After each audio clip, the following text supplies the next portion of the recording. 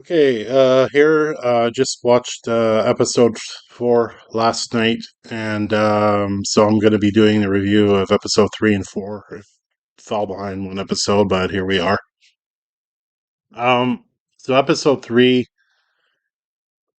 so there might be some spoilers here if you don't want to know. So go watch these episodes. So episode 3 has the current kids that are alive trying to capture, what they hope to take to the police to convince them there's something in Derry that's evil, right? So the biggest sequence in this episode was the graveyard scene where they're all on bikes, kind of almost reminiscent of like a E.T. or Goonies kind of feel. So the ghosts do show up. There's the victims from the end of the very first episode, and they take a couple of snapshots. There's one point where we think like one of the kids is like doomed as he kind of goes over kind of a broken, I guess, road part or ground part, which eventually he leads him to this kind of crypt area where he takes a snapshot of presumably Pennywise, but it's more looking like a statue in the picture. Um, so episode 3 also has the first voice of Pennywise. So we get the voice, we don't get the full look of Pennywise yet. I'll leave it at that because yeah, um, pretty good episode there. Lots of more building up the tension and characters and stuff. Now, episode 4, we have the psychic Halloran going into the mind of a character, um, and there's kind of a narrative by this character in his younger form within the mind of that, and I'm going to call him an NPC. If you watch the episode, you know what I mean. I'm maybe talking too fast, but there's kind of an origin story of how this creature came on Earth. It's interesting. Um, Now the thing is, like, it feels like this takes place prior to, I guess, Pennywise, if you know your lore, eventually clinging on to basically the circus and how the Pennywise persona came about. Perhaps this whole event explains, because when you watch that sequence there, it explains how why Pennywise cannot leave Derry and go elsewhere in the world, which is actually really, really interesting and cool, because that would explain that part of it. Like, why hasn't Pennywise gone to other places? Right? He's stuck in Derry in this area because of the events of the origin story that are given pretty good in a narrative format.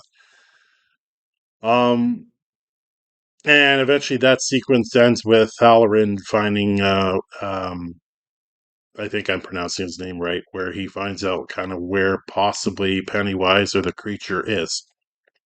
So the army really wants to, I guess, capture this thing. I don't think they're trying to kill it because it's the army. I think they're trying to capture it just from what I'm picking up on. I could be wrong. As for the kids, they take their pictures that they took at the graveyard to the local police chief, and of course, that doesn't go over well because they don't believe them. The pictures are blurry. Yeah, and in this episode, you get more of the wife character involved of the army character, and pardon me for not remembering their names because I'm terrible at that.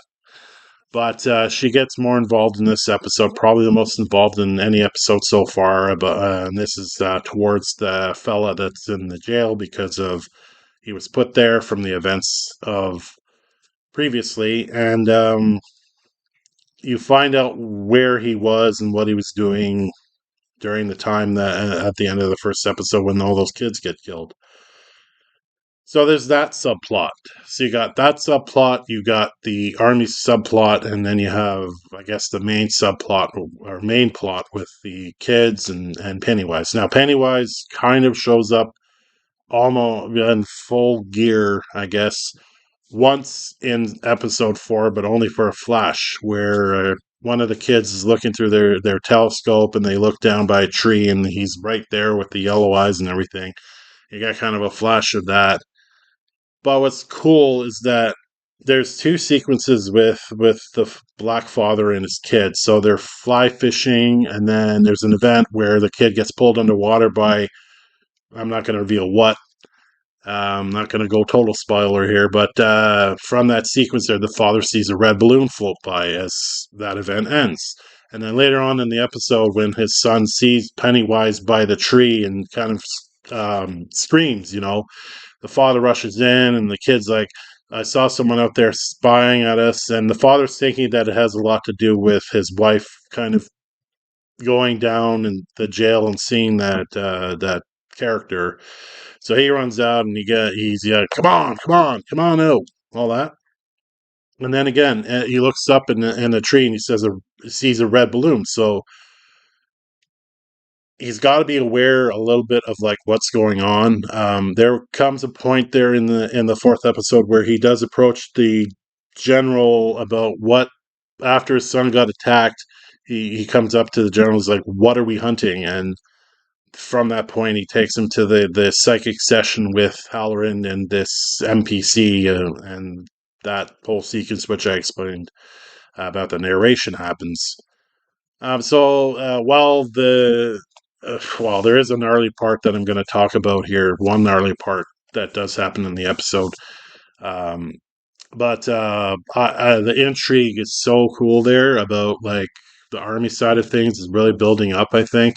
Um, with the kids, it's kind of reaching a point now where I feel we're like the closer the kids get, the more that Pennywise will actually start to notice them and show up. I mean, he basically shows up in fourth episode, even though it's a little flash. So he's probably well aware of all that. Anyway, the gnarly part I'm talking about is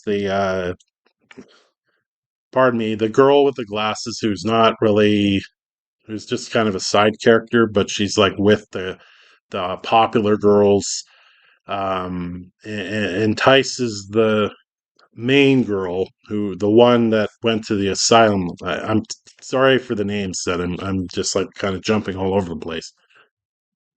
Well, anyway, there's a sequence that leads the two of them into this bathroom where the one girl is kind of like nervous about meeting this boy that's been set up, right, and she's going to the washroom, whatever, and then the girl with the glasses, like all of a sudden, kind of like her eyes start going weird, and they come out like weird caterpillar looking things, and they're going like this, and of course the girl's like screaming and everything, and she like runs out of the bathroom, and here's the gnarly part: she gets to like the tool shop, and she like stabs one of her eyes with a I think it's like a chisel tool, and then there's like this saw blade, for like cutting wood, and she like cuts the eyes things off.